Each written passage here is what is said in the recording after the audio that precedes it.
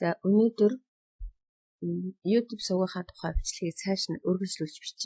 Би түрүүчийн нэг удаагийн бичлэгэн дээр энэ YouTube сувг AdSense-тэй холбоотойгоо хамгийн түгээмэл алдаанууд гэсэн бичлэг хийсэн байна.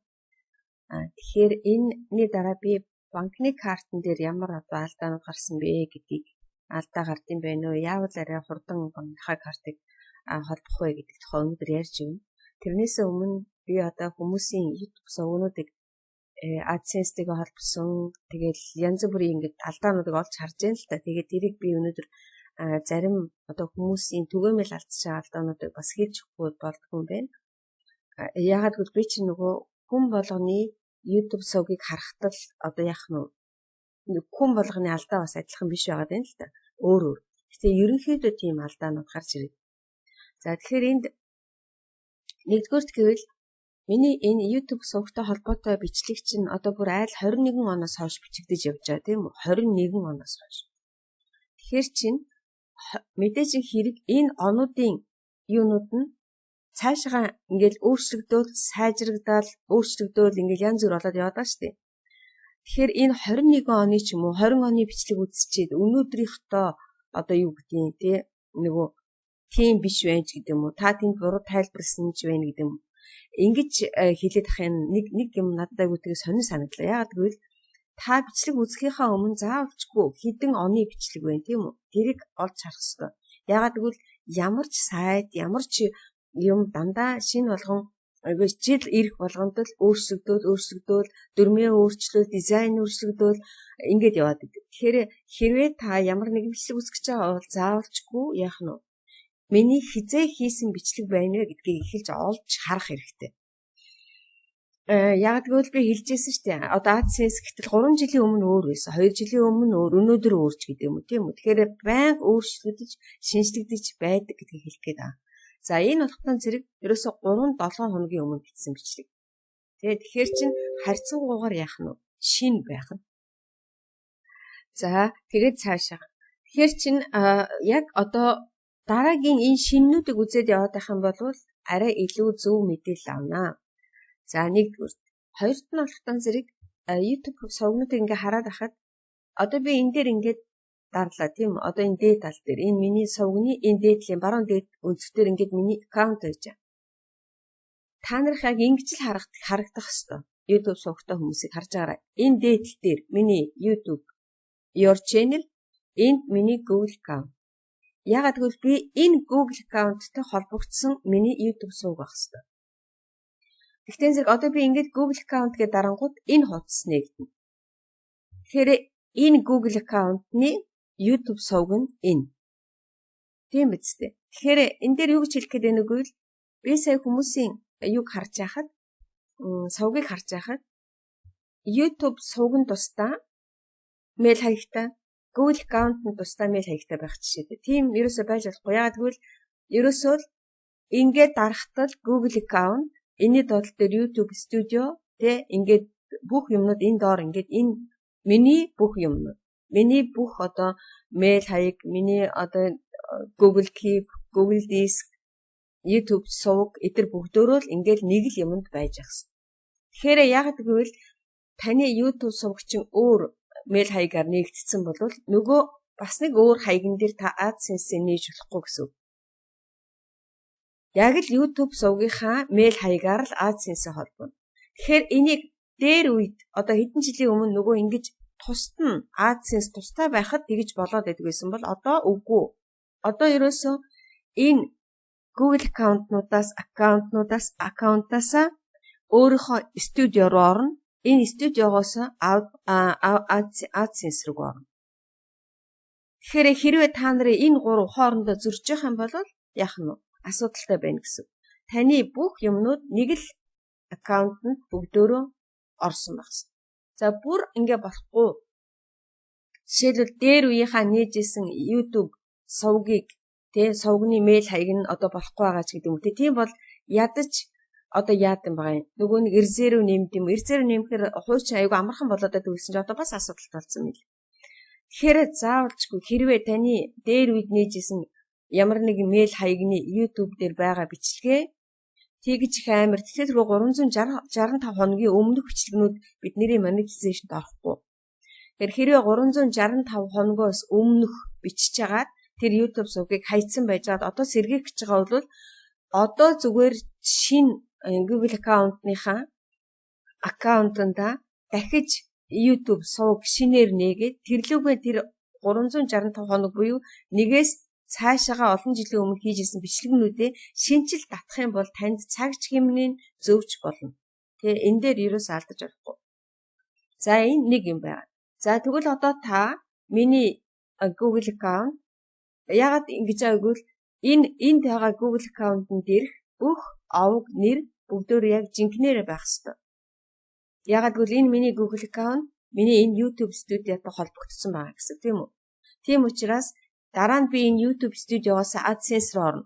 Тэгэхээр миний аккаунтны овог нэр студио дээр байгаа буюу миний энэ YouTube сувгийн овог нэр AdSense овог нэр бүгдөө өөр хоорондоо таарчих хэвээр. Мэйл хаягнж таарчих хэвээр, овог нэр бүх юм таарчих хэвээр.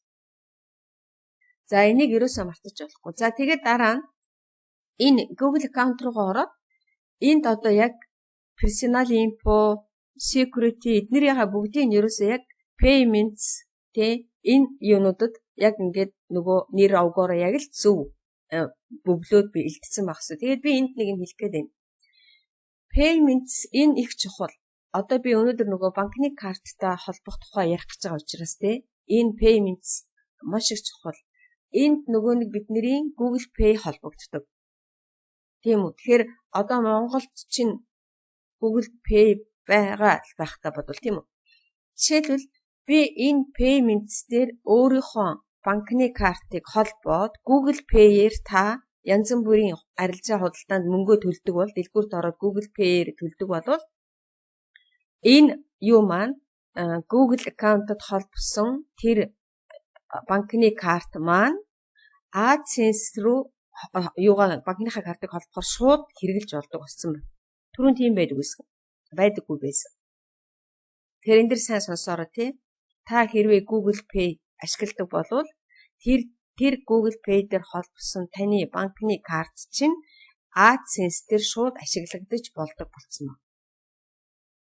За түрүүн болгоton зэрэг бид нар яадаг байсан гэвэл AdSense руугаа ороод өөрийнхөө банкны картыг нэмээд дараа нь миний банкны картанд байгаа мөнгийг шалгаж ээж тэгээд дараа нь холбдог байсан тийм үү. Тэгэхээр одоо би тэр тохиолдлыг түрүүнд нэг бичлэг хийжсэн тэр тохиолдлыг одоо хэлээд ямар алдаа гардаггүй гэ. Одоо би нэгэсэндээ энэ дээрээсээ шууд ингэж дарж байгаа л өөрийнхөө студио руу ингэж яваад орчих нь шүү дээ. Тийм байгаа үст. Ингэж яваад орчих. Энэ. За одоо энэ дээр энэ одоо миний студио тийм үү. Энэ дээр ерөөсөө миний бүх одоо юмнууд байж идэг.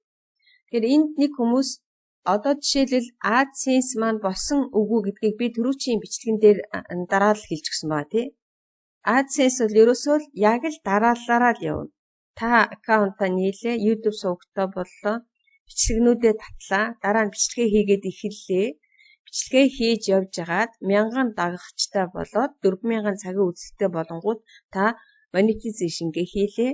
Тэгээд тэрний дараа monetization хийсний дараа та $10-тай тэнцэх одоо YouTube-ийн бичлэгнүүд оруулсан байх хэрэгтэй. Хизээ энэ студио дээр чинь $10 болсны дараа дараагийн ажиллагаа эхэлнэ. За тэгээд ингээд студиор оронгууд одоо нэг юмыг шалгана. Юу AdSense-ийг холбохоос өмнө нэг юу шалгахгүй гэвэл энэ доотлын зүүн доод үнцгтэр settings гэдэг байж байгаа тий. Бид нэр энэ settings гэдэг дээр дарна. За settings гэдэг ингээд дарангууд чинь энэ channel. За channel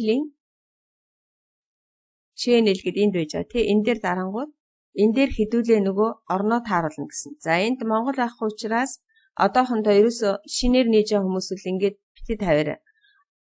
Нэгэнтээ тавьсан хүмүүс бол одоо ингээд өөр орон дээр тааруулсан бол ингээд байж лээ. Хамгийн гол нь бидний энэ артлын энийг юмнууд аа. Энэ арталыг. Энэ 3 заавалчгүй ногоон болох ёстой.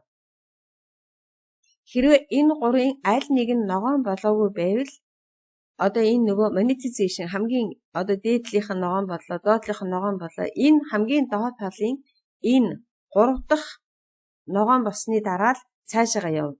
Хэрвээ энэ дээр та нарыг ногоон биш байх юм бол ийм ногоон enabled биш байх юм бол энэ цаашаага одоо жишээлбэл энд миний ямар зүйл нь яах нь вэ? Одоо нөгөө шаардлагыг хангаагүй байна уу гэдг нь гараад ирдэг. Ойлгож байна. Хэрвээ энэ улаан өнгөтэй байх юм бол эднэрээс уншиж байгаа миний аль нэгэн юм нь одоо зүйл нь яах нь вэ? Шаардлагыг хангаагүй байсан байна гэд. Тэгээд яг тэр шаардлага хангаагүй юмнуудыг одоо энэ дээрээс уншиж чаад энэ allure more гэжсэн ба тийм үү? Энэ дээрээс уншиж чаад за би яг ямар шаардлагыг хангасан байна уу? Ямар шаардлагыг хангаагүй байна уу гэдгийг энэ дээрээс англи дээр тавьж агаад ингээд унших нь. Энэ доотлол дээр англи өөр ямар хэл дээр байна те өөр ямар хэл та нар унших чадвартай гэх. Тэгээ энэ дээрээс би ч н одоо ийм юм хийцэн, ийм юм хийцэн, энийг хийцэн, би энийг хийгээгүй байсан байна гэд олох нь штэ. Тэгжээж тэрүүний одоо тэр сая миний хэлдэг ногоон өнгөнүүдтэй. За энэ ногоон өнгө болсноос хойш саяын тэр ногоон өнгөтэй юм болсноос хойш одоо яг нөгөө monetization чинь хийгдэнэ. Энэ дээр ерөөсөө нөгөө нэг яг л ингээд дараалалаараа юм гэсэн. За тэгээд monetization гээ хийчлээ. Monetization хийнэ гэж юу гэсэн үг гэвэл нөгөө нэг 3-4,000 цагийн үзэлтэй болонгууд ногоон өнгөтэй болдог тий.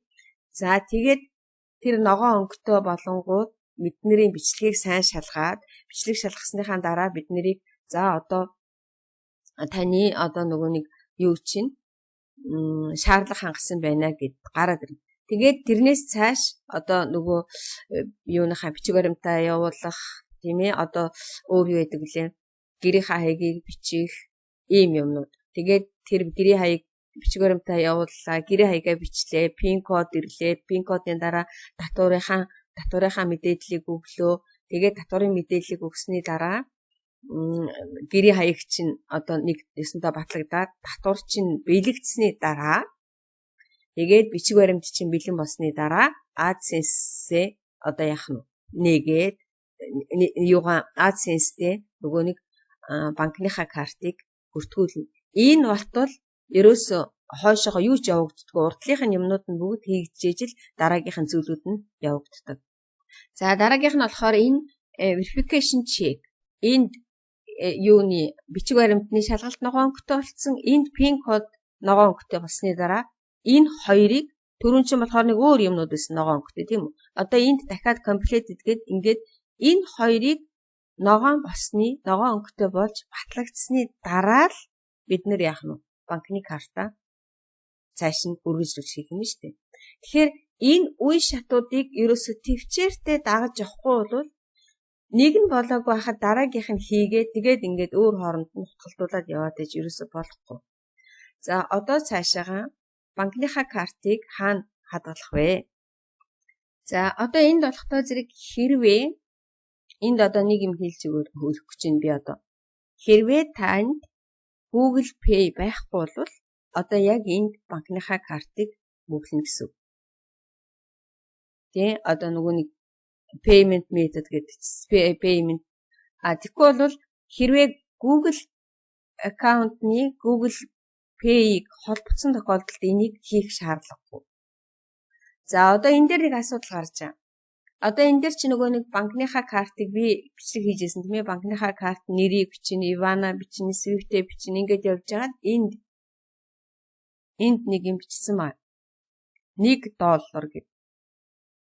Таны банкны карт нь миний холбосон банкны картанд $1-ээс дээш доллартай байх ёстой. За энд нэг айгүй сони юм гарч ирсэн. Намайг банкныхаа картыг холбосноос хойш ажлын 3 өдрийн та нар энэ дээр нэгэд ажиллаад байж байгаа.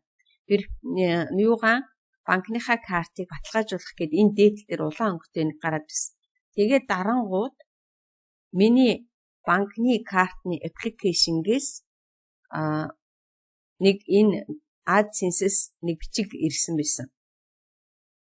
Яг одоо нөгөө нэг тэр тухайн улсын мөнгөн тэмдэг дээр. Жишээлбэл одоо надад Польш гэхэд злотын хэдэн одоо мөнгө гэсэн үг тий. Нөгөө нэг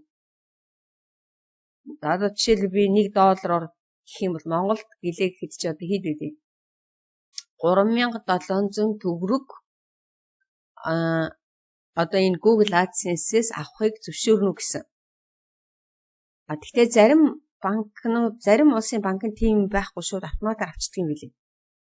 Зарим банкнууд болохоор би заавалчгүй өөрөө тэгээ гэж одоо энийг өсөндөө яах нь баталгаа өгнө. Тэгээд миний банкны картнаас юу авчаад мөнгө авчаад дараа нь дахиад энэ дээр нэг бичиг гарч ирсэн. Яагаад гэвэл эн чинь нөгөө нэг би нэгэнд хийцэн үйлдэл болохоор та нарт амаараа тайлбарлахаас өөр арга байхгүй. Энэ дээдл дээр нэг бичиг гараад ирсэн байхгүй юу? Тэр бичгэн дээр нь 3 өнгөний дүн байсан. Нэгдүгээрт нь одоо юу гэдэг те энэ жишээ шүү. 3700 төгрөг, 3720 төгрөг, 3420 төгрөг ч гэдэг юм тийм үү? Тэгэнгүүт би нөгөө банкныхаа картнаас өгсөн мөнгөнийхөө дүнг энэ нь зөв өө миний банкны картнаас энийг авсан гэдгийг тааруулаад тэгээд окей гэж дарна. Тэгэхээр ойлгосон байх гэж бодож байна. Яагаад гэвэл таны банкны дааснаас хэдэн төгрөг авсан бэ гэдгийг би бас яах нь давхар шалгуулж байгаа гэсэн. 3 дүнгийн би яг энийг өгсөн гэдэг дээр нь дараад тэгээд окей гэд тэгээд цааш явчихдаг. За тэгээд дахиад нэг ажлын 3 өдрийн дараа таны банкны карт энэ дээр одоо баталгаажлаа гэж гарч ирэх ёстой. Би олохдоо зэрэг нөгөө Google Pay холбогдсон байсан учраас ямар ч юу байхгүй. Шууд одоо нөгөө банкны карта эд гэл дарангууд миний Google аккаунт гараад ирж илээ. Би Google аккаунтаа нэрээ нууц өгтэйгээ Google аккаунтаараа ороод тэгэл шууд нөгөө миний Google аккаунтад маань Google Pay дээр холбогдсон банкны картны одоо нөгөө мэдээлэл гараад ирж илээ. Тэгээ энэ мөн гэл би дарцсан. Тэгээд конфирм хийсэн. Тэгэхээр энэ дээр ийм 2 янзын арга байх нь. Хинд нь ямар илүү одоо арга байна уу тий? Тэрүүгээр нь өөрсдөө банкныхаа картыг холбоно. Тэгэхээр энэ дээр ямар алдаа гаргаж болох вэ гэвэл би нөгөө эхлээд тэр 3 тооны учрыг олохгүйсэн байхгүй юу?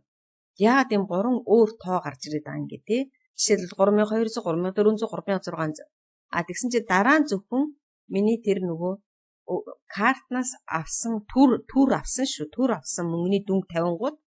Тэгэл дараа нь тэр мөнгө чинь буцаад нөгөө эргээд ороод ирчихжээ лээ. Банкны картнаас хасагдаад эргээд ороод ирчихжээ. За энэ дээр ийм юмыг өнөөдөр анхааруулж би хэлье гэж бодсон. За банкны картн дээр нэг тийм юм. Одоо тэгээд энэ бичлэгээ бигээс дүгнэд хэлээдээ. Ямар ч Google сувгийг AdSense руу холбохдоо заавалжгүй эхний энэ бүх үе шатуудыг дамжиж таны бичлэг $10 та тэнцэх мөнгө олсны дараа л яах нь AdSense-тэй орох. $10 тэнцэх мөнгө олж байгаа нь хаана харагдах вэ гэвэл энэ аналитик гэдэг дээр харагдана. Хэрвээ та monetization хийгээгүй бол таны болцол биелээгүй бол аналитик дээр тэр мөнгө хийсэн гэсэн юм гарч ирэхгүй. За ингээд аналитик дээр юу гарчаад аналитик дээр байгаа тэр нөгөө нэг YouTube сувгийн чин студио дээр байгаа мөнгө хадгалагдаад байж л байна. $10, $20, $30 байсан ч гэсэн байж л байна.